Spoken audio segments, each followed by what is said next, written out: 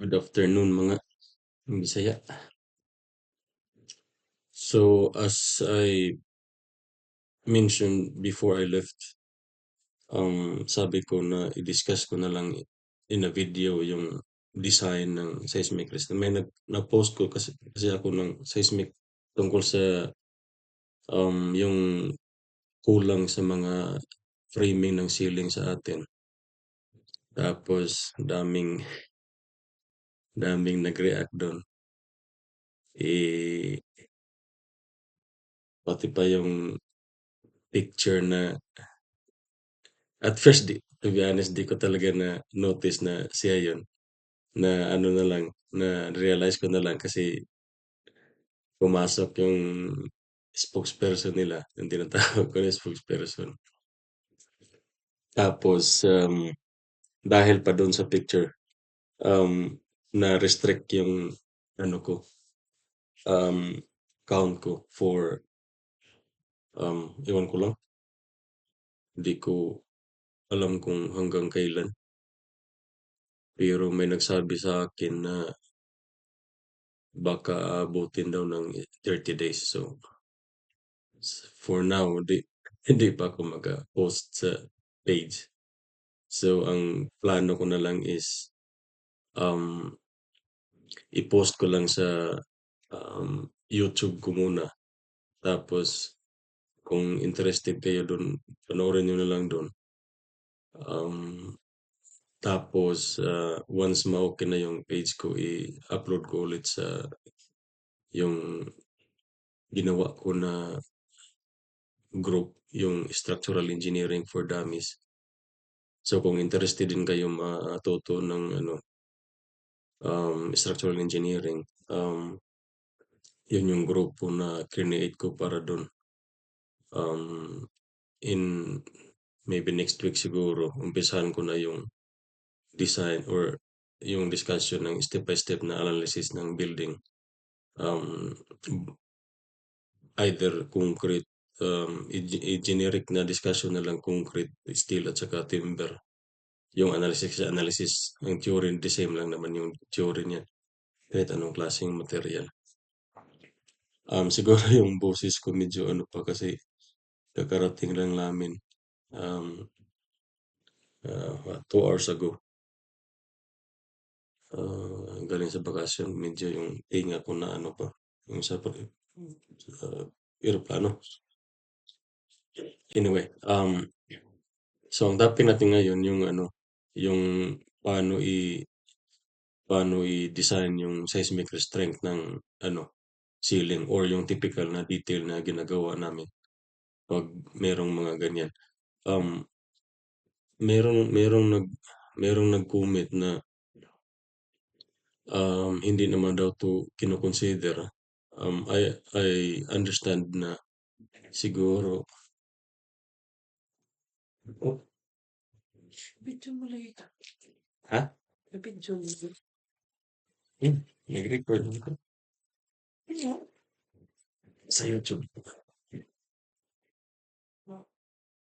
So, um, so sabi niya, di na kailangan. So, I would understand. Kasi, na, ay, maintindihan ko na hindi to alam ng karamihan na structural engineer kasi di naman talaga to scope ng structural engineer or civil engineer. Hindi to scope natin. Ito ay scope ng architect. Tapos, usually dito kasi ang architect pag mga yan meron silang yung RCP, yung bang reflected ceiling plan, sila yung gumagawa nun. Now, most architect dito or so far sa lahat ng architect na nakilala ko dito, di talaga sila nagde-design ng mga connection.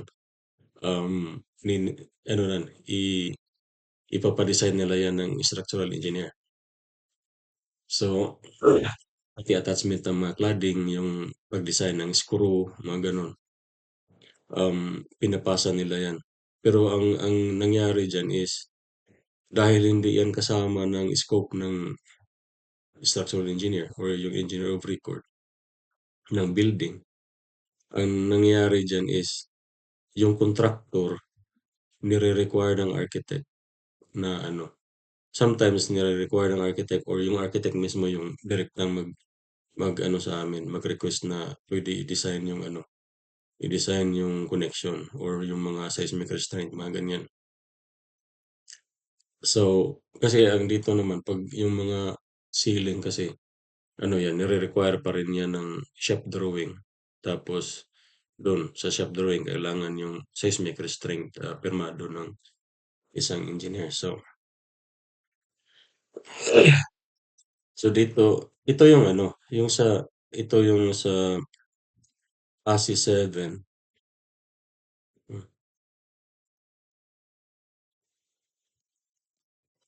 ito yung sa ASI 7 na standard, yung Chapter 13 ng ASI 7, Seismic Design Requirements for Non-Structural Components. So dito na ang kasama yung sa mechanical, yung sa electrical, mga lightings or ano pa yan, yung mga i-attach mo sa structure.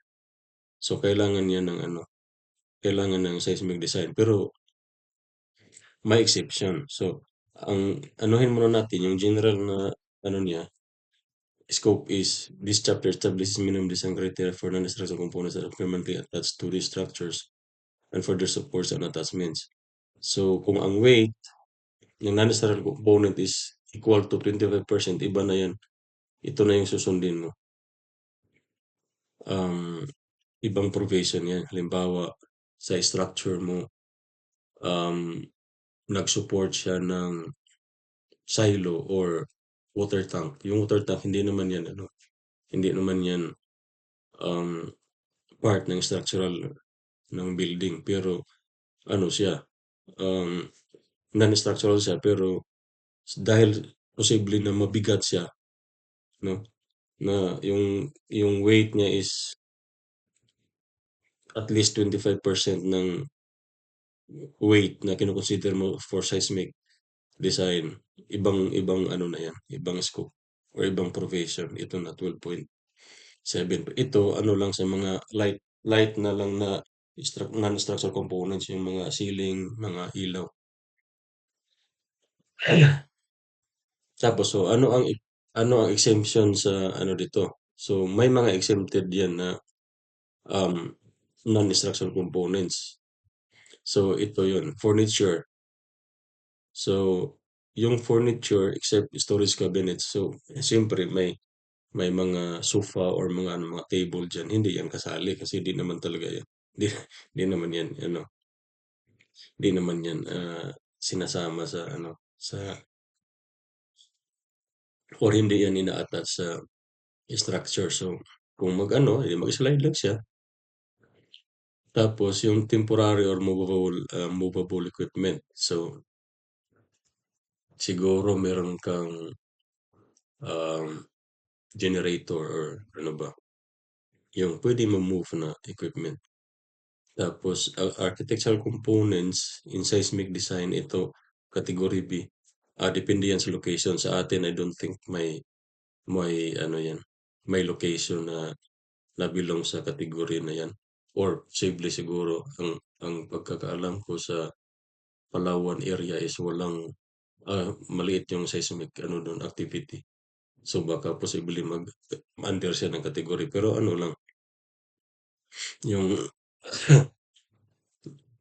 yung category B other than parapets kasi ang parapets kailangan talaga yan. Tapos ito mga mechanical component, no? Electrical components in seismic design category were all following apply. So basahin niyo lang yung ano, yung buong kasi meron 'to sa ano, may nag-comment dun sa post kung saan 'to makita, parang 20 nakalimutan ko na, na ang ano ko sana is kunin ko sana yung mga comment dun sa post ko kaya lang na-take down, pina-take down ni Buddy Burger. So, tawagin na lang nating Buddy Burger. So ano, di ko na makuha yung mga comment dun. Tapos may provision siya dun na inoment kung saan makikita sa NECP. Tapos ito na, ito yung design force. So, ano ba yung design force? So, bago natin i-discuss yung sa layout mismo, anuhin muna yung pinaka-ano niya, code provision. So, may isang engineer dun na nag-comment din na iwan ko lang kung paano niya inintindi yung sinabi dito kasi sabi niya, hindi daw optional daw kasi meron naman sinasabing not required, greater than or less than. So, parang hindi niya naintindihan yung statement kasi parang ano lang din 'yan, 'di ba? Kung mag-design ka ng rebars, meron kang tinatawag na raw required depende sa demand, 'di ba? Pero dapat hindi siya mag-less than sa raw minimum. Kasi 'pag ang raw required is less than raw minimum, ito yung gagamitin mo, raw minimum. Pero yung ano, yung hindi din 'yan mag-exceed ng raw max. Kasi kung ma-exceed ng raw max, ang option mo diyan is lakihan yung section para hindi siya ma-over congested yung section mo. So ganito din 'yan na ito yung main equation niya. Pero if P is not required to be taken as greater than, so ito yung limit niya na maximum niya na value or minimum ito yung value. Iwan ko lang kung paano niya inintindi kasi sabi niya hindi naman daw, optional na lang daw kasi meron naman daw not required. Hindi ko makuha yung ano niya, yung yung yung word for word na comment niya kasi nawala na nga yung ano, nawala na yung post.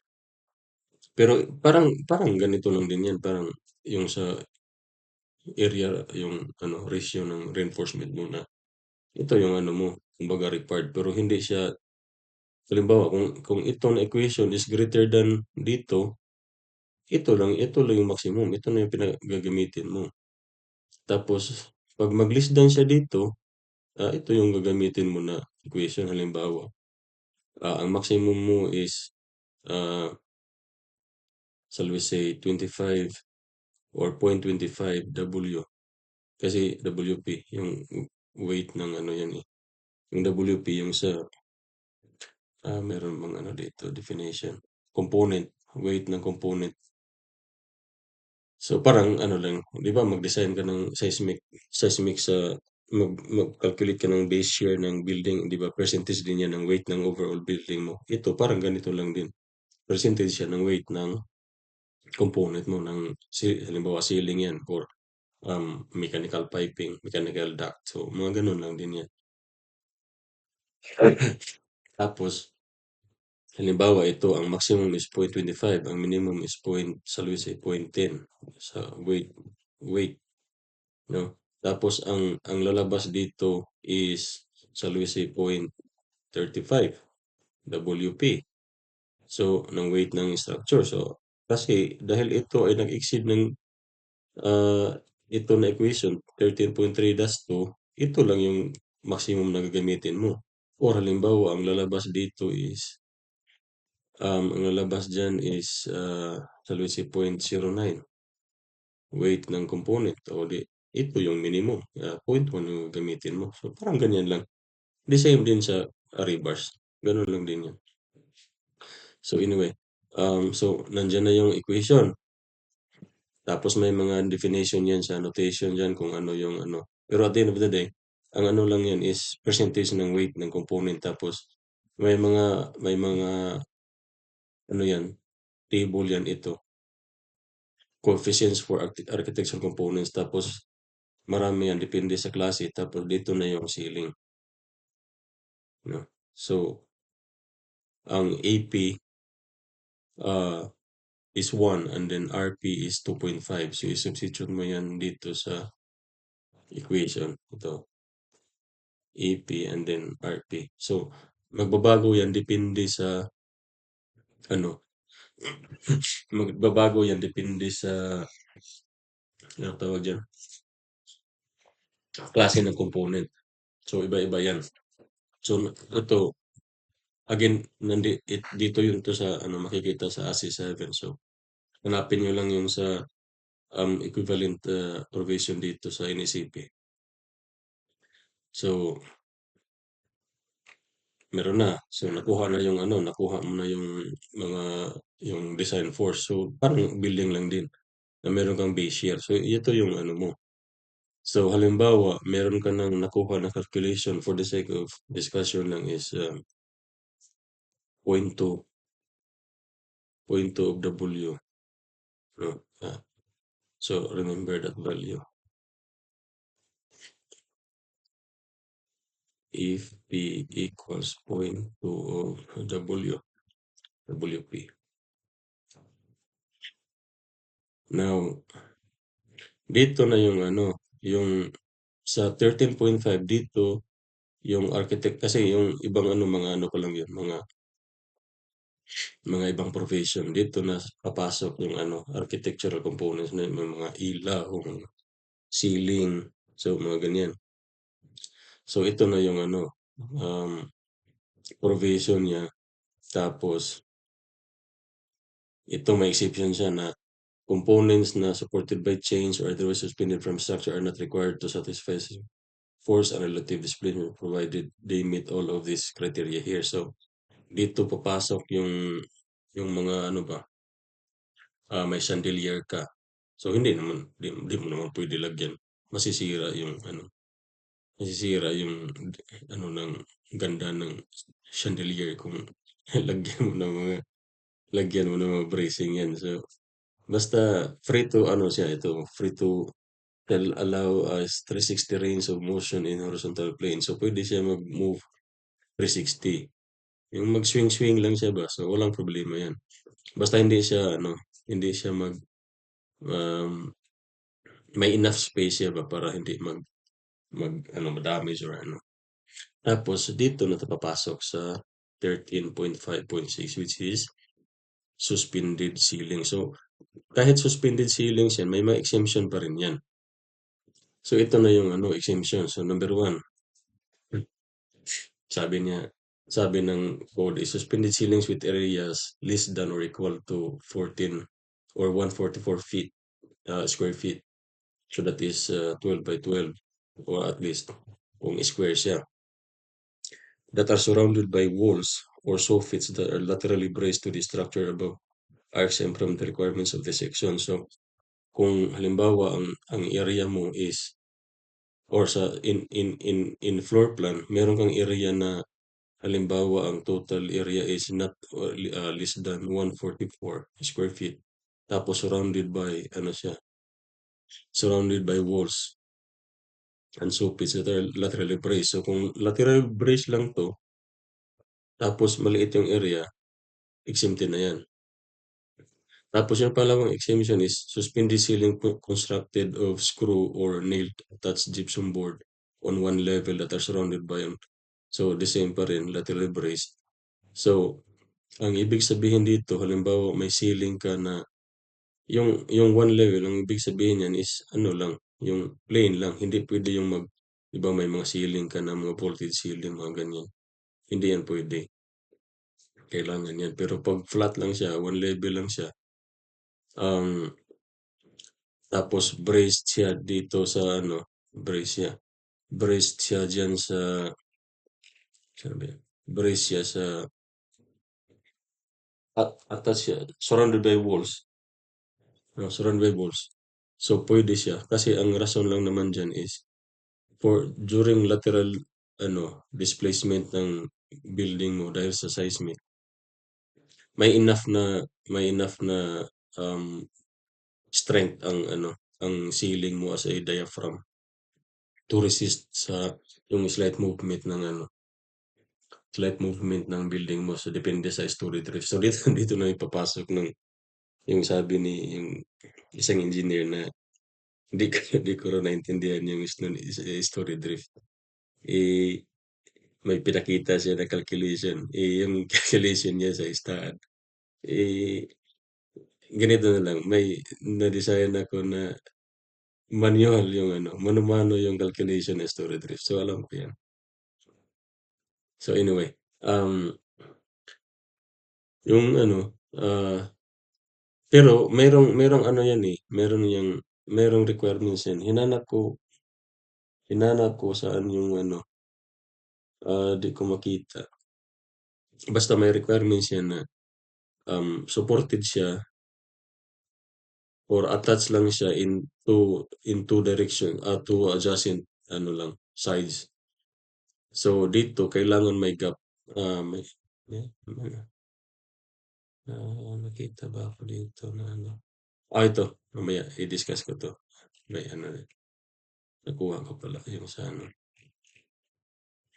Pero yun nga, brace pa ano siya, attached. Kasi ang may nag-comment din siya kasi sa ano na okey naman kasi ano, naka-attach naman siya directly attached. Sabi ko, "Hindi yan ano, hindi yan puwede directly attach sa ano, um, wall, on 4 sides kasi delikado talaga yan, may gap requirements talaga yan." So, i-discuss na lang natin mamaya 'pag makita na natin yung sample na ano. So, ito na yung ano, so requirements, so okey na. So, ang ano lang naman diyan ito yung, ito project namin 'to sa ano, sa opisina. So, ito yung sinasabi ko na ano, yung exception niya, halimbawa ito maliit lang na area.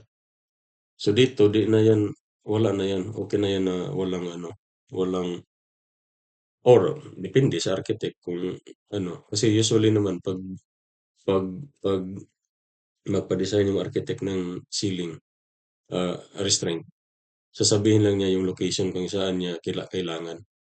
So, usually sasabihin lang sa mga large area lang kasi 'pag mga ganito wala, okey na yan, maliit lang. Ang sa sa large area ang mas critical.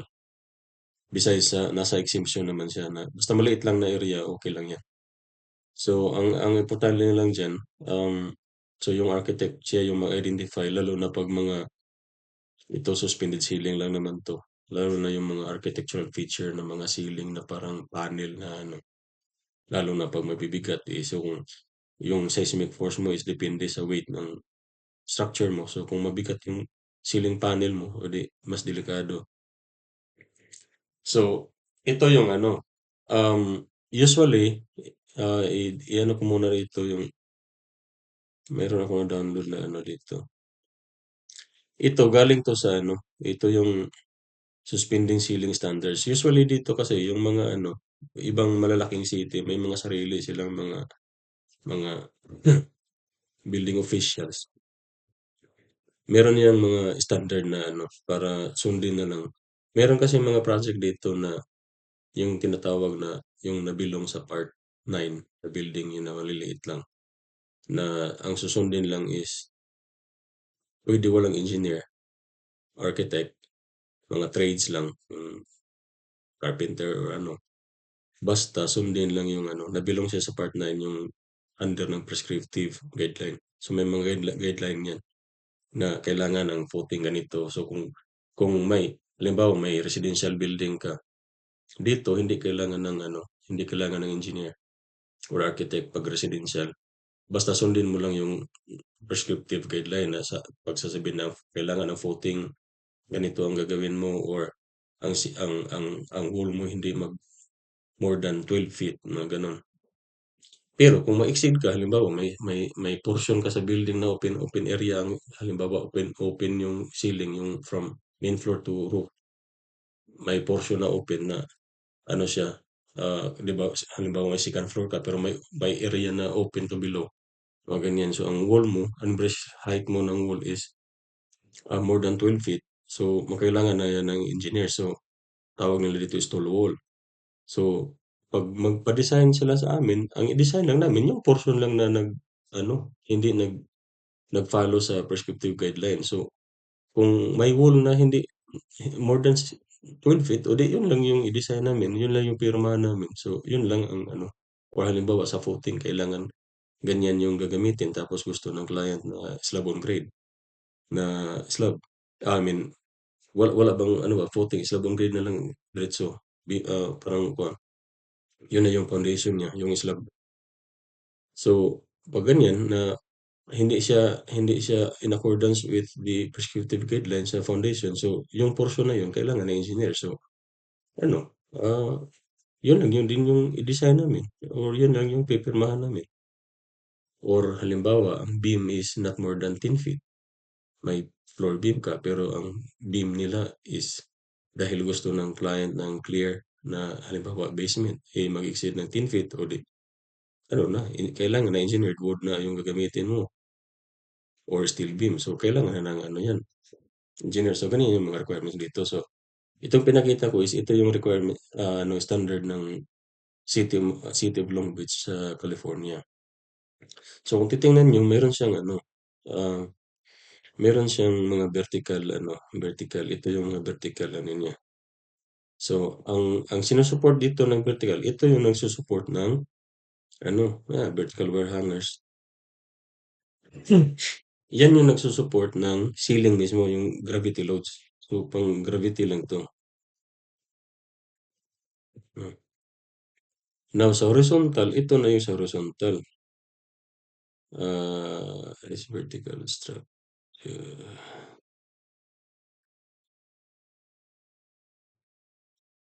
Ito yung may diagonal. Ah, ito ito naka-diagonal, tapos diagonal, diagonal. Tapos meron kang strut, no? Ito yung strut mo. So, yung strut yan, yun yung nagre-resist ng parang ano siya, magiging transaction siya kasi ang ano diyan, ang layout diyan is ganito yan eh. So, ito yung ceiling mo. Ganyan, yung ceiling. Tapos, naka-angle yan eh. At kung titingnan mo sa plan, kung ito yung plan view, ang layout niyan is nandito yung strut sa gitna tapos naka 45 degrees yan. Ganyan. Apat yan.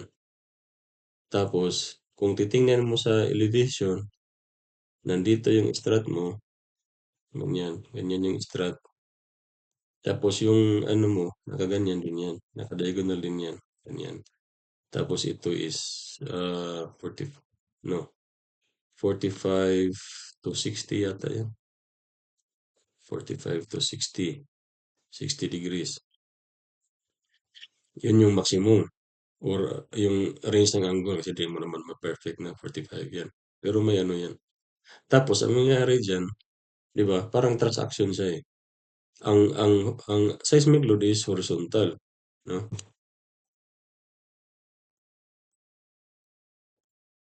Ang seismic load mo is horizontal. Ito na yung force P ng component. So, pag dito sa ang orientation, ang direction niya is papunta diyan dahil tie wire lang yan. Saan yung magre-resist? Dito, 'di ba? Ito yung magre-resist. Yung dalawa na yan, yung dalawa.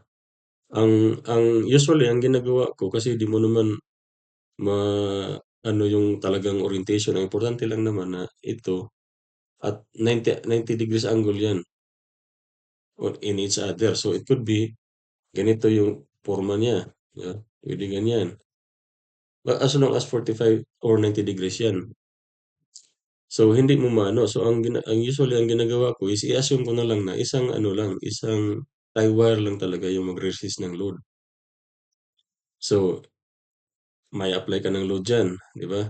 So ang mangyayari is meron kang pag-apply ng load ito magiging tension 'yan, 'di ba? So meron siyang reaction pag ganyan, component. So ito yung ang horizontal component mo, ito yung magre-resist ng kumbaga dito summation of forces horizontal equal dito tapos kunin mo yung actual na diyan, force diyan. Tapos summation of forces vertical, ito naman yung mo, ito na naman yung mag-counter. Ang stat is kumbaga parang compression. Kumbaga kung baliktarin natin kasi baka mas madaling ma-picture out. Parang lang yan, meron kang halimbawa may tower ka, 'di ba? May tower tapos may guy wire ka diyan. 'di ba? Nag-wire ka intention niyang gay-wire. Tapos may force ka pa galing dito. Same concept lang 'yan. So, pagkuha mo ng force ng guy-wire is summation of forces lang ka horizontal, 'di ba? Summation of forces horizontal dito. So, 'pag ito ang FP mo, ito din yung ano mo, halimbawa 45 degrees 'yan. I-set mo, angle is 45 degrees. So, ang ano mo, ang force mo dito is what? Ah, ano, halimbawa tension dito, tension ng ano, tension times cosine of 45 or sine, pareha lang naman 'yan. Sine of 45 degrees is equal to FP. Tapos yung ano naman, yung T is yun na yun, FP cosine of 45, 'di ba? So meron ka ng ano, ito known na 'to eh. 'Di ba nakuha na natin 'to is point ang assumption natin is 0.2 of weight sa panel. So meron ka na 'yan, weight sa panel. So ang tension is 0.02 WP divided by cosine of 45. Ano ba?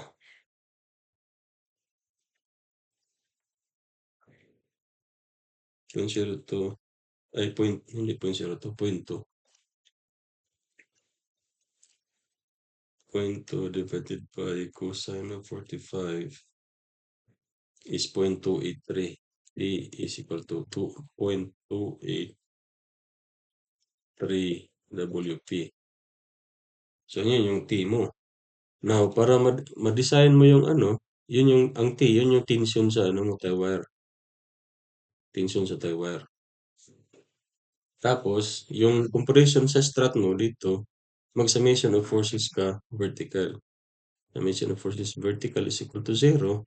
So, yung compression ng strut mo, C, no? C is equal to ito. Ano man to? C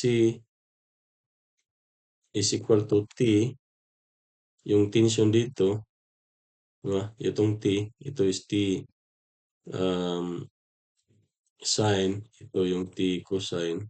Ano, T cosine to, ito ang T sine. So, T sine of 45.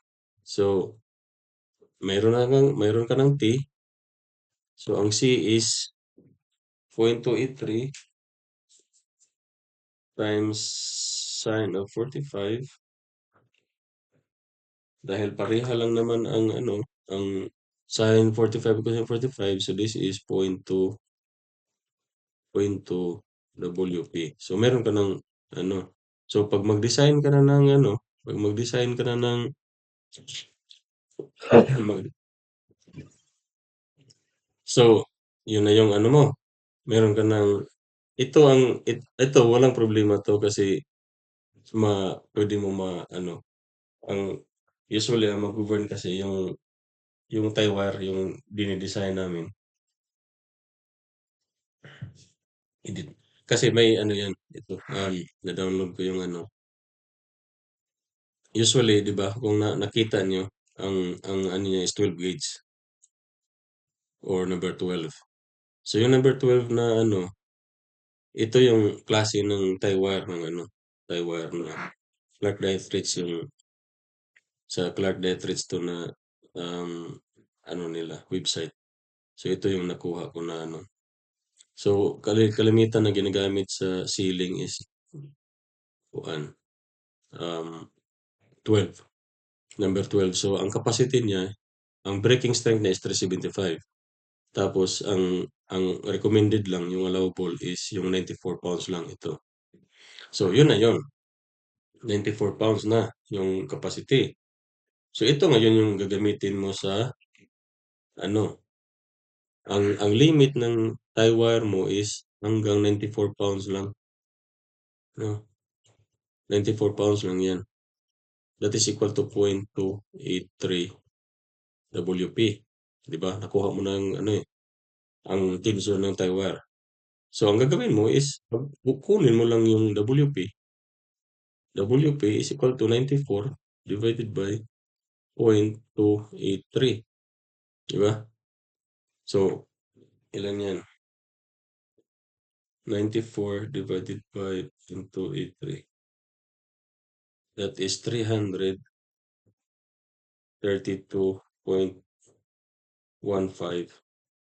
pounds. So, ito ngayon yung limit ng ano mo, limit ng weight ng limit ng panel mo para mag-save siya sa ano, yung magamit mo yung 94 pounds na capacity ng tie wire. So, dito na ngayon yung ito na ngayon yung basihan mo sa layout mo. Now, ang total WP, ang weight ng component mo is ano yun? 332. Now, to determine the spacing, dito na papasok yung kunin mo yung ano ngayon, yung ceiling assembly, no? Yung ceiling assembly.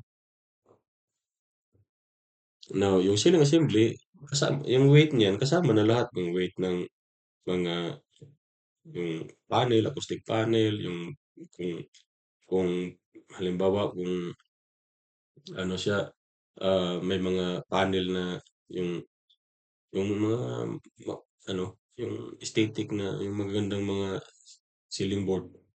So, depende na yan kung ano yung ano mo. So, halimbawa, for the sake of discussion, ang ceiling assembly mo is 10 PSF. So, that is 10 pounds per square foot. Now, ang isang seismic restraint mo, ito, no? Ang isang seismic restraint mo, ito, na tie wire, ang capacity niya is, or ang masupport niya na weight ng panel is 332 pounds. So, ang gagawin mo lang is, pagkuha ng area, no? Or shall we say supported area is equal to 332, 332.15 divided by 10. So, ilan yan? 33.2 or let's say 33 square feet. Diba? So, 33 square feet ang maximum area. So, punta ka dito sa layout mo. Saan ba yung layout? Ito. Oh.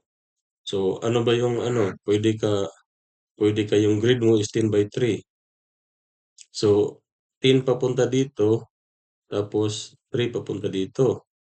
3 feet. So, pwede na ang spacing mo in this direction is 10 feet. Halimbawa, no, 4 yan. So, 4, 8, 12. Lagpas dito. So, yan yung ano mo, spacing at the direction. Tapos dito, 2 feet tong spacing dito. So, 3 feet. So, ganyan yung ano mo.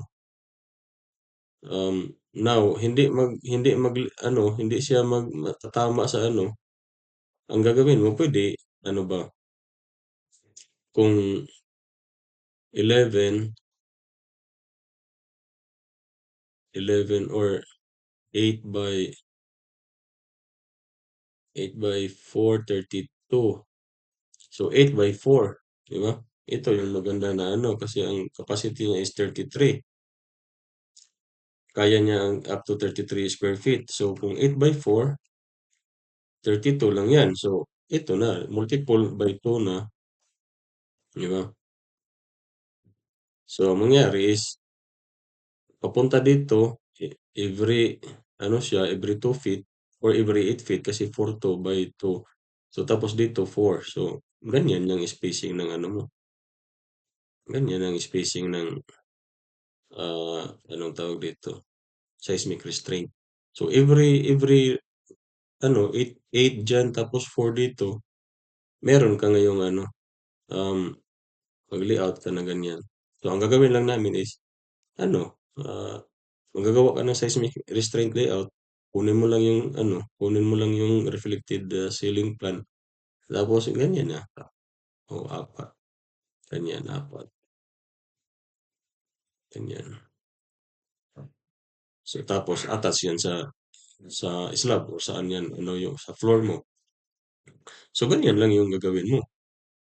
So, like I said, depende na yan kung gaano kabigat yung ceiling mo. Siyempre, kung halimbawa, kung mga T-bar, T-bar lang, mga acoustic panel, magaan lang naman yan. Ang maximum na na-calculate namin is mga mahigit 4 yata na sa ano. So, halimbawa, for the sake of discussion, 5 PCF. So, 5 PCF yan, ma-times 2 yung ano mo, ma-times 2 yung spacing. So, pwede, ang gagawin mo is 8 by 8 para 64 yung area. Diba kasi kung 33 times 2, 66 yun. So pa rin yung 8 by 8 na grid. So, yun yung spacing ng ano mo. Spacing ng, spacing ng seismic restraint ng ceiling.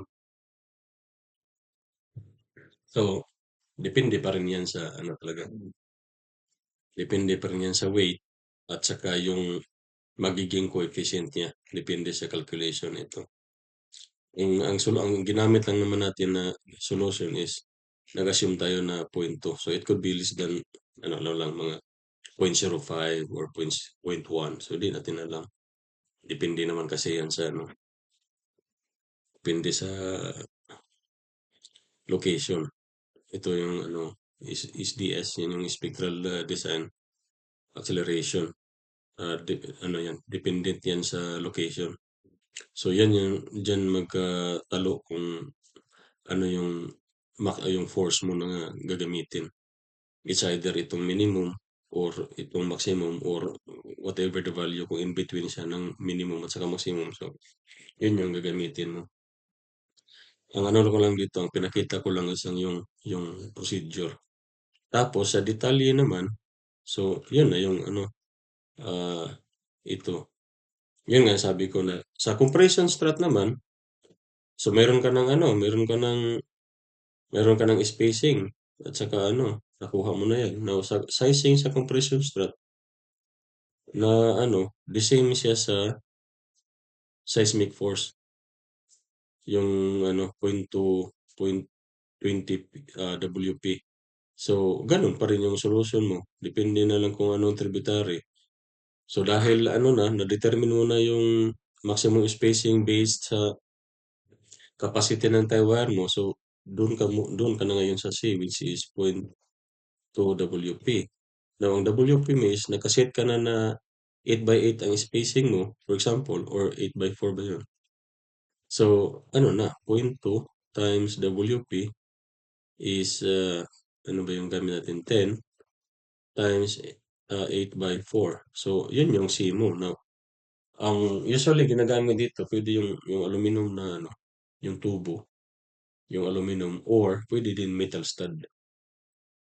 Metal stud ang gagamitin. So, or kung sa atin, pwede kahoy o hindi, basta makaresist lang ng ano, makaresist lang ng magkano ba yan? Or how much? Ano bang Tagalog sa 0.2 times 10 times 8 times 4. So, makaresist yan ng 64 pounds na compression. So, maghanap ka ng ano, metal stud na halimbawa, depende yan sa ano, depende yan sa height kasi kung mahaba yung length ng compression stud mo, siyempre, yung mag-govern, baka mag-govern yan yung ano, critical yung sa buckling. So, limited lang yung capacity. So, pwede strut or pwede aluminum pipe. So, pero hindi pwede tie wire kasi hindi naman mag-resist na compression ng ano, tie wire. So, basta anything solid. Pwede kahoy, pwede aluminum, kahit anong gamitin mo sa atin. Basta makaresist lang siya ng 64 pounds. 64 pounds, ilang ano lang naman, in kilo, mga 30 kilos siguro. So, hindi ano, kaya yan kahit kawayan siguro kung hindi lang anayin yung kawayan, pwede kawayan or ano. So, tapos sa detalye, kasi critical din to. So, nandiyan na yung sa ano na, yung may grid spacing ka na 8 by 8 or 8 by 4, depende sa ano. So, sa ano naman, ito na yung sa ano, yung sa, anong tawag dito? sa perimeter wall. So, meron ka ng wall dito. Ang sabi ko na ano, hindi yan directly attached sa wall kasi meron yang gap to allow movement. Now, pwede siya, theoretically, pwede siya may gap all around. Pero ang usual na ginagamit dito is ano, sa ano, two sides, at least two sides yung ano, two sides yung clear. May clearance ka. Tapos, ayun, nakalagay niya, di ba? Attach, attach wall angle to grid members to two adjacent sides. Two adjacent lang. Parang spelling pa. So, two adjacent sides lang. Yung halimbawa, ito yung perimeter wall mo. So, i-attach mo lang siya dito lang sa ano, two sides lang. Directly attached siya sa wall. Pero yung sides dito, yung dalawa, yung opposite na side dito, kailangan ano yan, may gap yan ito. Say, note 1, a minimum wall angle size of at least 2 inches horizontal legs shall be used at perimeter walls and interior wall height partition. The first tile shall be 3/4 clear from wall surface. So, kailangan may clearance yan. To allow, ano yan, to allow movement. So, tapos, hindi yan walang fastener dyan. Ano lang, ito yung, ah, sa ano namin. Ito yung ano, depende sa ano, depende kasi sa mga manufacturer, meron silang parang channel sila na ganyan. Tapos, ano lang, mag-slide lang yan dyan. Basta ma-maintain mo lang gap dyan na 3/4 inch or 19 millimeter. Free to move lang yan siya. Tapos sa other two sides, yun na yung i-ano mo, i-attach mo yan. So, yun na yung ano diyan, um, anong tawag niya, yung seismic restraint. So, yung may nag-comment sino pangalan nun, si Bill. Sabi niya, parang interesado talaga siya, naghihintay siya dito na gagawin kong video. Kasi naka-experience sila nung naglindol sa Cebu. Maraming nasira sa establishment niya, parang mina-manage niya or may-ari or pag-aari niya. Maraming ano, yung structure walang problema. Pero yung non-structural components, yung mga ceiling, sira. Yun yung bumagsak. So, kaya nga sabi ko sa original post ko na hindi man siya importante structurally, pero magiging hazard siya. Kung halimbawa, siyempre kung may habang nagtatakbuhan kayo palabas, may ano ba yung Tagalog sa matagakan, pag bumagsak ba yung ceiling tapos may matamaan, so magiging safety hazard siya, di ba? Pero kung structural yung pag-uusapan, walang problema kahit masira yan or ano. Ang importante yung main structure mo, ang integrity ng main structure mo is okay pa, walang problema. So, yun na yung ano, yun na yung ano diyan, um, requirements. So, again, hindi siya optional kasi kailangan talaga yan. Pero kung sabi ko nga kanina na hindi naman kasi talaga 'to scope ng civil, so baka hindi kayo familiar dito. Um, kung confident yung architect na i-design niya yung seismic restraint, o di walang problema, i-design niya. So, dito kasi 'pag mga ano lang, mga ganyan attachment, yung mga architect dito di talaga yan nag-ano, ipapaubaya talaga yan nila sa mga structural. Kahit pa yung attachment ng ano, cladding, yung may mga rock-wool insulation. May project kami na sobrang kapal ng insulation. Ang nangyari, ano kasi wood stud kasi ang ano, framing. Tapos dito yung plywood. Ang plywood ang nangyari, ang ano diyan is 1 and 1/8 inch ang thickness ng plywood. Kasi ang insulation is sobrang kapal eh. Ito, 11 inches 'to. Ah, 11 inches yan na kapal na rock wool insulation. Tapos hindi pa kasama yung dito na sa loob. kasi passive house 'to. Tapos yung cladding niya, yung panel dito, nandito sa ano. So kailangan i-attach siya sa siyempre, i-attach siya sa ano. Now ang naging problema sa site is paano 'to or during design stage na kasi sabi ko ang problema dito is paano ito matatamaan yung ano ba, kumbaga mag-install ka ng ano diyan, mag-install ka ng yung plywood strip diyan para mag-hold yung sa ano, magiging suporta sa ano mo, magiging suporta sa cladding. Kasi kailangan i-attach yan sa ano, sa studs. Sabi ko hindi hindi mahirap yan na ano, mahirap yan na parang blindly ka na tatargetin mo yung stud is sa sobrang kapal, mahirap yan. So sabi ko, ang ang solution ko diyan is gawin nating structural yung ano, makapal yung plywood para kahit mag-attach ka diyan blindly, walang problema kasi kasi ang nag-dictate ng thickness dito sa shear wall lang naman, ano lang naman 'to, kaya lang sa half inch. Pero dahil sa ginawa kong support siya ng ano, cladding, tapos ang ano kasi ang design sa attachment kasi diyan. So ito yung stud, tapos ito yung plywood, tapos nandito yung insulation, ganyan. Ang naging design kasi sa screw is hindi kasi pwede ang screw na paganyan, horizontal. Kasi ang mangyayari diyan is ang screw magiging subjected to bending at saka mag-deflect yan. Posible mo-deflect yung screw. So ang solution diyan is naka-slant. Naka-slant yan, yung screw. Nandito yung 2 by 2 by 2 inches by 3/4 na plywood na ano, yung batten, yung strip ba para doon i-attach yung ano, doon i-attach yung ano tawag dito, yung cladding.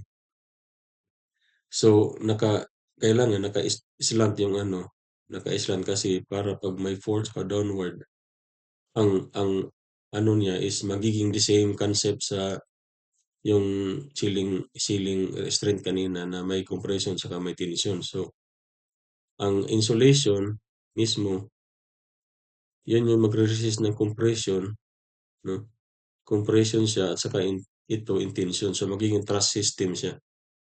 So dinidesign ko yung ano, kasi 'pag ganito na naka-slant siya, ang mangyayari is ang force mo dito sa screw is in tension. It means withdrawal lang. So ang ang maganda sa screw siyempre 'di ba may ano ka, may shank ka tapos dito na yung parang yung ano na, yung parang yung screw na. Tapos may length yan 'di ba? May length yan. So ang nangyari dito, itong screw to is 14 inches dahil kailangan ko ano yung minimum penetration niya. So kaya nga naging 1/1/8 yung thickness ng plywood kasi kinukuha ko rin yung minimum penetration ng screw to support yung load na yun. So ang nag-dictate is ang available na plywood locally dito lang is 1/1/8, pwede makakuha ng 1/1/8, hindi special order. So yun na yung basehan ko, 1/1/8 lang. Tapos yun na yung nag-dictate ng magiging spacing ng screw. So ganyan lang. So kung sa atin naman, kung architect is kasama niya i-design yung mga ganyan, ganyan, hindi mo talaga ma-ano yan. So naintindihan ko yung ibang engineer na hindi sila familiar dito. Kasi yun nga, depende na sa architect kung i-require niya. Ang may nag-comment lang din dun na isang architect, sabi niya na nabigyan ko daw siya ng ideya kasi yun talaga yung problema nila na 'pag may lindol yung mga ceiling nasisira. So sabi ko, kung hindi ka komportable i-design yan, ibigay mo yan, i-require mo yan sa ano, sa engineer para ma-consider nila. So yun lang. Um, so may sa along sa discussion namin dito yung isang engineer na-mention din yung pati mga seismic gap, mga gano'n. So, i-discuss na lang natin siguro sa ibang ano, sa ibang video yung gap ng mga partition wall kasi yun critical talaga yun. As in ma-change yung behavior ng structure mo pag hindi mo binigyan ng gap. So sa ngayon, ang focus ko lang muna dito is yung ano nga, yung seismic restrict ng ceiling. So as I said earlier, hindi ko pa 'to ma-post sa Facebook. So sa YouTube niyo na lang hanapin 'to, i-ano ko na lang, parang hindi rin ako makaano ng link. So kung kung ano, mag-subscribe lang kayo dun sa YouTube para ma-update kayo sa susunod ko na mga video. Kasi di ko pa alam kung hanggang kailan yung restriction sa Facebook page ko. Tapos ano na lang, para malaman din ng iba kung maaari i-share nyo lang or sabihin nyo lang na ganyan. Yung ano, mga kasama nyo, mga kakilala nyo na may discussion ako na na-post sa YouTube muna. Basta ma-open na lang yung ano, okay na yung um, Facebook page ko. I-post ko ulit to sa account ko at saka sa ano, group yung structural engineering for dummies. So, ang ano ko, again, so hanapin nyo lang sa ano, Bisayang Engineer. So kung ano ang pangalan ko sa ano, sa Facebook, yun lang din yung account ko sa YouTube. Tapos yung group na create ko for ano, starting or yung mga newbies na structural engineer is structural engineering for dummies. So mag-join na lang din kayo doon. Doon ko ipo-post yung mga video doon sa group na mga pang-ano lang yung kasi may nag-request kasi sa akin na mag parang i-discuss ko din yung mga loading, mga ganyan. So, um, okay. So I hope clear na. I-share lang to sa mga kakilala nyo habang di ko pa ma-post sa Facebook. So, sige. Thank you.